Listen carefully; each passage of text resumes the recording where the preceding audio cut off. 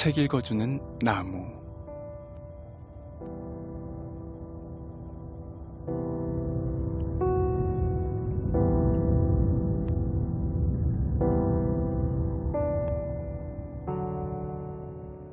안녕하세요. BTN 불교 라디오 책 읽어주는 나무입니다.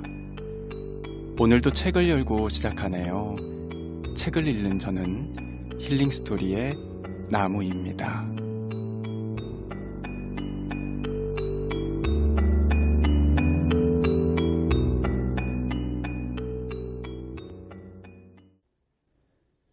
해인사곳은 보광대선사께서 쓰신 큰 스님의 마음공부라는 책으로 여러분들과 함께하고 있습니다. 오늘은 34번째 시간, 스스로 중심을 잡을 때부터 함께 낭독해 보도록 하겠습니다. 스스로 중심을 잡을 때. 세상을 살다 보면 많은 사람들을 만나게 되는데 그 사람마다 말과 행동이 다 다르고 경우가 없는 사람도 많습니다. 경우가 없다는 것은 바르게 안정되지 않았음을 말합니다. 중심을 잡지 못하는 것이지요. 중심을 잡게 되면 모든 근심 걱정이 한순간에 싹 사라지게 됩니다. 어떤 고난이 닥쳐온다고 해도 전혀 두려움이 없습니다. 이런 사람은 자신감으로부터 가득 차고 행동에도 힘이 들어가게 됩니다. 따라서 불안과 공포로부터 벗어나게 되므로 저절로 얼굴이 펴지게 됩니다. 어떻게 하면 중심을 잡을 수 있을까요? 옛날 당나라 때 위산 영우선사의 제자 중에 향엄 지안스님이라는 분이 계셨습니다. 당시 위산 스님 회하에는 1000명의 스님이 운집해 있었는데 그 중에서도 향엄 스님이 가장 영특하고 총명했습니다. 하나를 물으면 10가지, 100가지로 대답할 수 있을 정도였다고 합니다. 어느 날 스승인 위산선사께서 향엄 스님을 불러 질문을 했습니다. 향엄 스님은 질문에 맞추어 요지에 어긋남 없이 대답했습니다. 그러자 스승이 그렇다면 네가 부모의 인연을 만나기 전에 본래 모습은 무엇이냐? 하고 물었어요. 이 질문에도 향엄은 대답을 척척 해냈습니다. 그러나 스승은 계속 고개를 설레설레 저으면서 아니다, 틀렸다 고 말씀하셨습니다. 이렇게 대답을 해도 틀렸다, 저렇게 대답을 해도 틀렸다 하니 향엄 스님은 기가 막혔습니다. 1000명이나 되는 대중에서 나를 따라올 사람이 없다고 자신하고 있었는데 정작 스승은 하는 말마다 틀렸다고만 하니 얼마나 화가 났겠습니까? 급기야는 대답할 말이 바닥나 더 이상 다른 답을 찾지도 못하겠고 해서 저는 모르겠습니다. 스님께서 대답해 주십시오 하고 청했습니다. 그러자 위산선사께서 말씀하셨습니다. 너에게 설파해 주는 것은 어렵지 않지만 그렇게 한다면 너를 위하는 것이 아니다. 이 문제는 네가 스스로 알아야만 하느니라. 향엄 스님이 처소로 돌아와 좋은 머리로 아무리 궁리를 해보아도 달리 답이 없어요. 이미 자기가 정답이라고 여길 만한 것은 다 말씀드렸는데도 스승이 모두 틀리다고 했으니까요. 한편으로는 자존심이 상해 화도 나고 다른 한편으로는 내가 이렇게 못난 사람이었나 하고 스스로 부끄러운 마음이 일어났지요. 늘 남들에게 칭찬받고 대접만 받아온 향엄 스님인데 얼마나 분하고 원통했겠습니까? 결국 향엄 스님은 그 절을 떠나 내가 이것을 모르면 사람도 아니다라는 독한 마음을 다잡고서 깊은 산중으로 들어가 참고했습니다. 잠을 자거나 번잡한 생각을 할 겨를도 없었습니다. 오로지 이 이치만은 반드시 알아내야 되겠다는 일념뿐이었습니다. 그렇게 3년 동안 분심이 풀리지 않은 채 수행을 하고 있었는데 하루는 마당을 쓸다가 빗자루에 기와 조각이 튕겨져 나가더니 대나무 숲에 가서 딱 소리를 내며 부딪혔답니다. 향엄 스님은 이 소리를 듣고는 크게 깨달았습니다. 3년 동안 쌓여있던 의문이 한순간에 터널이 뚫리듯 터져버린 것입니다. 향엄 스님은 곧 향을 사르고 눈물을 흘리며 위산선사가 계신 곳을 향해서 절을 올렸습니다. 스승이 아니셨다면 어찌 오늘이 있을 수 있겠습니까? 이처럼 참선을 하는 데에는 분심이 중요한 관건이 됩니다.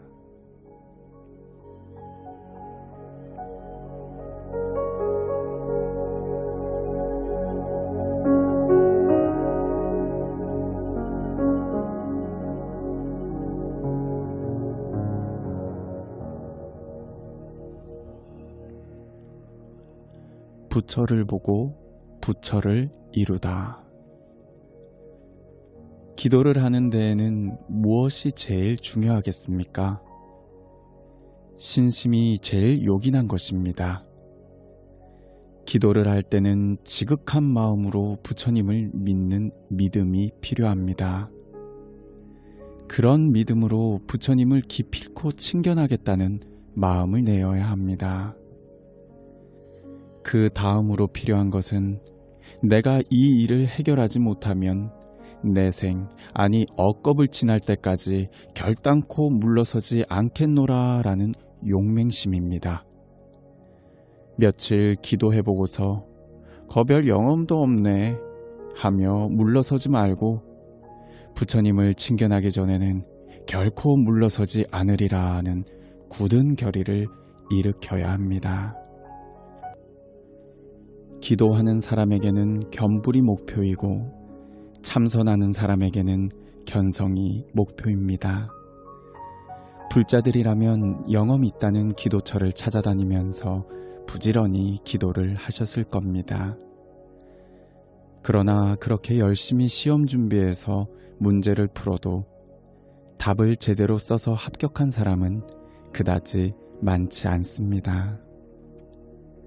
언젠가 대구 법회에 갔을 때 신도들에게 갓바위에 가보셨습니까? 하고 물어보았습니다. 다들 가봤다고 말씀하시더군요. 저도 30년 전쯤에 갓바위에 가본 적이 있습니다. 그때만 해도 길이 풀숲에 뒤덮여 사람들이 다니지 못할 지경이었습니다. 하루 종일 풀을 헤치면서 겨우겨우 찾아가 참배했던 기억이 있는데 이번에 다시 찾아가 보았더니 그 사이 얼마나 많은 사람들이 다녀갔는지 길이 잘 닦여 있더군요. 그래서 그곳 신도들에게 물어보았습니다.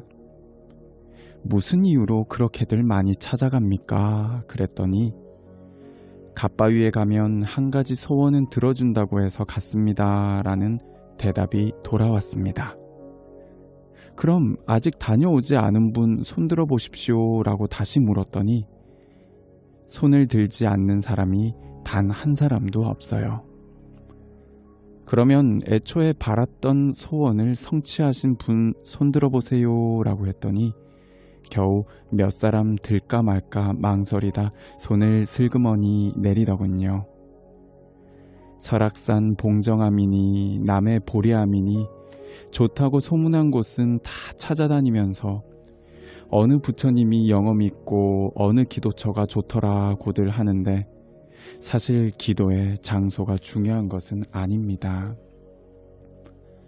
지성이면 감천이라는 말도 있죠. 기도는 믿음이 지극한지 그렇지 못한지가 문제입니다. 어느 부처님은 영험하고 어느 부처님은 영험하지 않은 게 아닙니다. 소원을 성취하지 못하고 부처님을 친견하지 못하는 원인은 부처님이 영험이 없어서도 아니요, 도량이 신령하지 못해서도 아닙니다. 바로 자기 자신에게 있는 겁니다.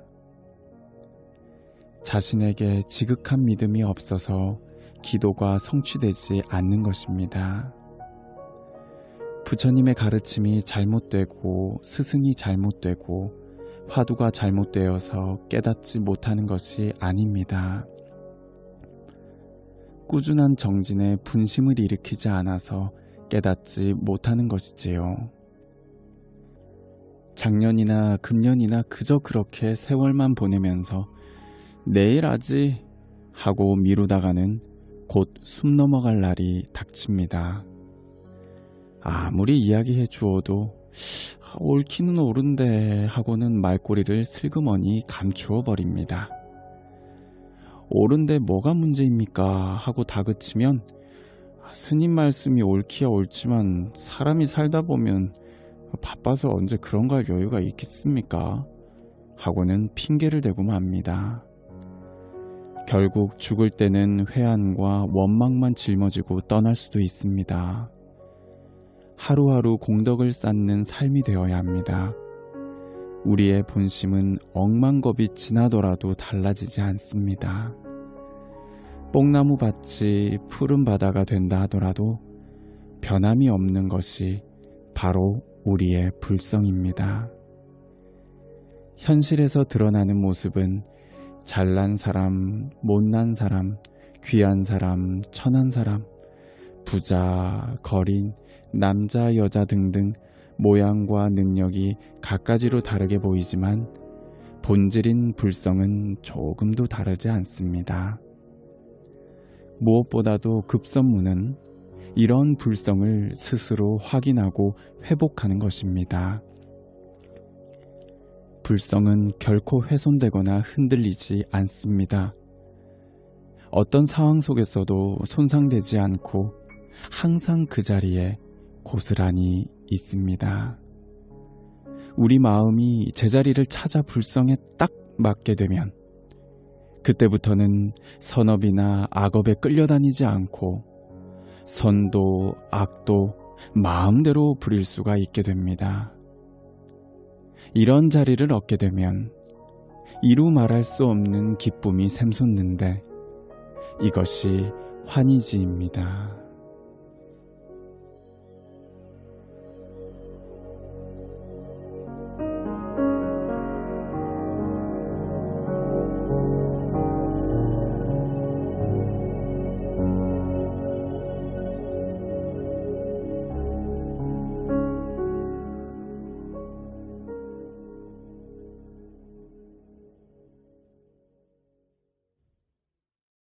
BTN 불교 라디오 책 읽어주는 나무. 오늘은 여기까지 여러분들과 함께 하겠습니다. 이 프로그램은 여러분들의 진심 어린 후원으로 성장하고 있습니다. 앞으로도 더 좋은 방송이 될 수 있도록 따뜻한 인연 부탁드립니다. 그리고 방송을 들은 소감은 언제든 게시판에 남겨주시면 감사하겠습니다. 지금까지 청취해주셔서 감사합니다. 힐링스토리 나무였습니다.